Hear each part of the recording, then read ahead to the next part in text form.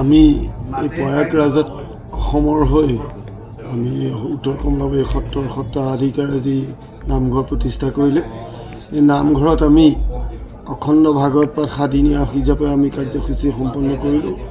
আৰু আজি এই পবিত্ৰ ভূমিত সামৰণি কাৰ্যসূচী হৈছে।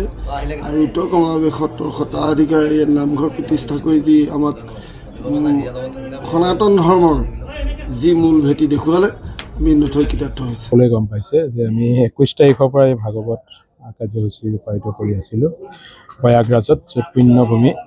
তাতে আজি আমাৰ ভাগৱত সামৰণি কাৰ্যসূচী হৈছে। আৰু ভাগৱতৰ সামৰণিতে আমাৰ অসমৰেই নহয়, সমগ্ৰ নৰ্থ ইষ্টৰ যিমানখিনি আধ্যাত্মিক গুৰি আহি প্ৰয়াগৰাজত উপস্থিত হৈ আছে, সকলোৱে আজি নামত অংশগ্ৰহণ কৰিছে।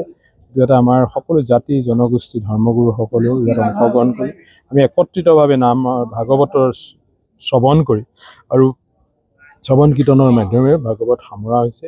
আৰু এই আজি আমি ভাগৱত কাৰ্যসূচীৰ অৱসানে আমাৰ উত্তৰ প্ৰদেশৰ মুখ্যমন্ত্ৰী ডাঙৰীয়া আজি অহাৰ কথা কৈছে, নামঘৰত সেৱা ল'ব।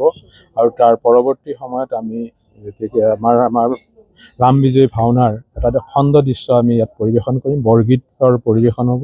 আৰু সেই কাৰ্যসূচীৰ আমাৰ উত্তৰ কমলাবাৰী সত্ৰৰ যিখিনি যাৱতীয় কাৰ্যসূচী আজি সমাপ্ত হ'ব। আৰু ইতিমধ্যে শোভাযাত্ৰা আৰু নাম প্ৰসংগৰ কাৰ্যসূচী হৈছে। আৰু আমি আজি পুৱাই সন্ধ্যালৈ বা আমি যাত্ৰা ইয়াৰ পৰা আমি পুনৰ ঘূৰি যোৱাৰ এটা পৰিকল্পনা কৰিছোঁ। আৰু হয়তো যদি সম্ভৱ হয় ইয়াৰ পৰা ওলাই গৈ অযোধ্যা দৰ্শন কৰি আমি ওলাই হয়তো পুনৰ সত্ৰলৈ যোৱাৰ পৰিকল্পনা কৰা।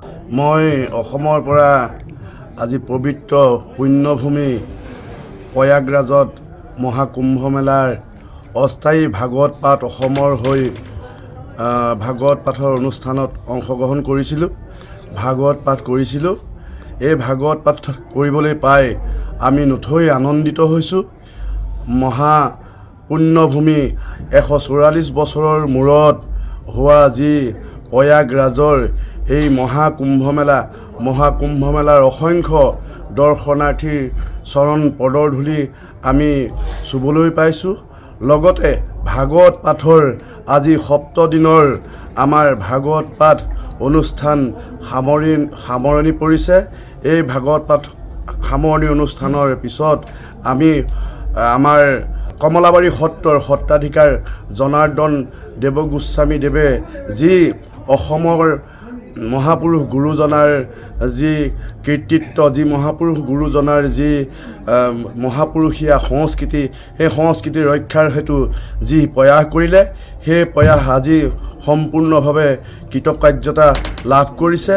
সেয়ে সকলো অসমবাসী ৰাইজলৈ আমি শুভকামনাৰে আমাৰ এই গুহাৰি আগবঢ়াইছোঁ।